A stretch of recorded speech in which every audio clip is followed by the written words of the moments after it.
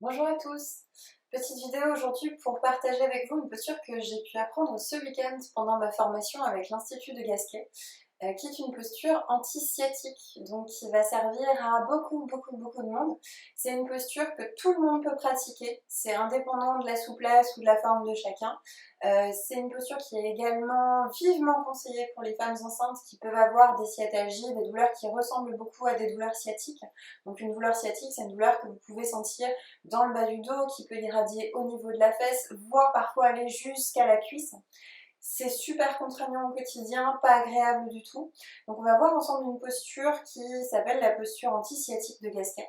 Je vais vous montrer étape par étape comment on peut la réaliser et également toutes les petites améliorations, toutes les petites adaptations que vous allez pouvoir mettre dessus pour vous sentir parfaitement à l'aise. Donc on commence cette posture-là en venant se mettre en 4 pattes de Gasquet. Donc le 4 pattes de Gasquet, c'est un petit peu différent des 4 pattes classiques puisqu'on va avoir plein de petites choses qu'on va rajouter. On commence en se mettant assis sur ses talons. Donc là aussi, tout le monde ne va pas y arriver forcément du premier coup. Ce que vous pouvez faire si vous sentez que vos fesses ne sont pas en contact avec vos talons, c'est rajouter un petit coussin entre vos talons et vos fesses pour que vraiment votre bas du dos repose vraiment sur quelque chose et qu'il n'y ait pas de tension supplémentaire dessus.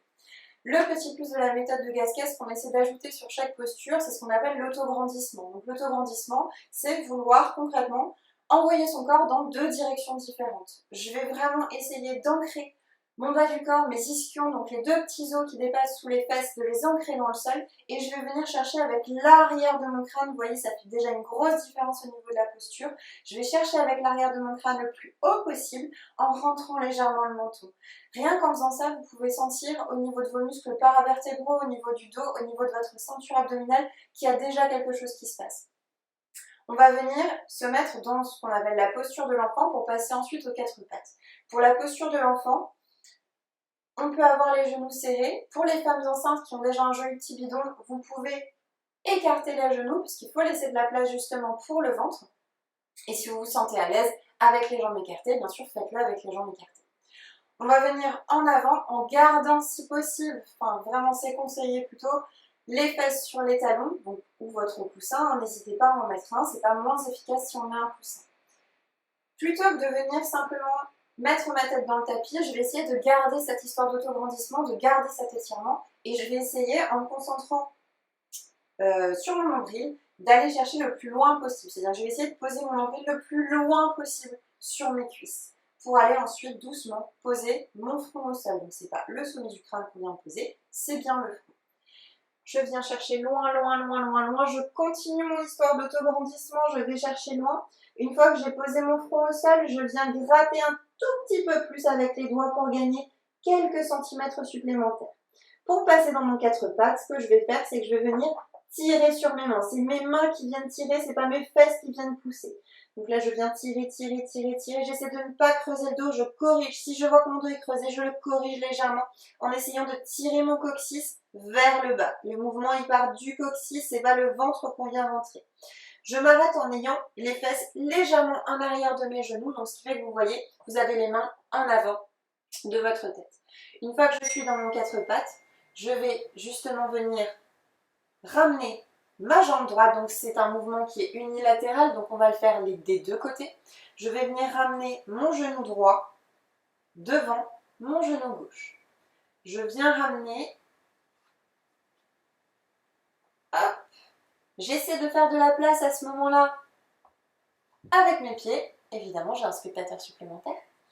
Je fais de la place pour pouvoir tout doucement venir m'asseoir en arrière. Voilà.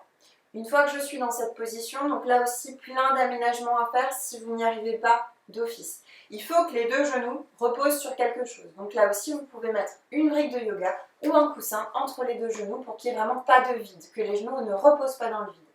Si vous voyez que vous avez une fesse qui n'est pas au sol, on va venir justement rétablir l'équilibre. Alors pas en mettant un coussin sous la fesse qui est en l'air, mais au contraire, on va mettre un coussin sous la fesse qui est dans le sol, justement pour créer ce mouvement d'équilibre du bassin, pour forcer le bassin à se rééquilibrer. Je vous montre ce que ça donne de face. Hop. Je suis dans cette position. Dans un premier temps, vous n'allez peut-être pas pouvoir la tenir longtemps. Quand on n'a pas l'habitude, c'est normal. Ce qu'on va faire, c'est qu'on va venir la tenir une première fois, 5 secondes. Je vais ensuite sortir de la position. Pour sortir de la position, on va y aller tout doucement. Je vais venir me pencher du côté de la jambe qui est basse. Donc là, c'est ma jambe gauche. Je viens me pencher du côté gauche et je viens tout doucement sortir de la position. Ce que vous allez faire, quand vous n'avez pas l'habitude de le faire, vous allez faire une première fois, 5 secondes. On sort de la position tout doucement. On revient dans la position. On reste pareil, 5-7 secondes. On ressort et on revient une troisième fois et on essaie de la tenir un petit peu plus longtemps cette fois-ci. Donc une fois que vous avez cette position-là, vous le faites de l'autre côté. Si vous sentez qu'il y a des réactions très différentes d'un côté et de l'autre, qu'il y a un côté qui est plus souple, qu'il y a un côté qui est plus douloureux, c'est totalement normal, on n'est pas symétrique, hein, ça se saurait.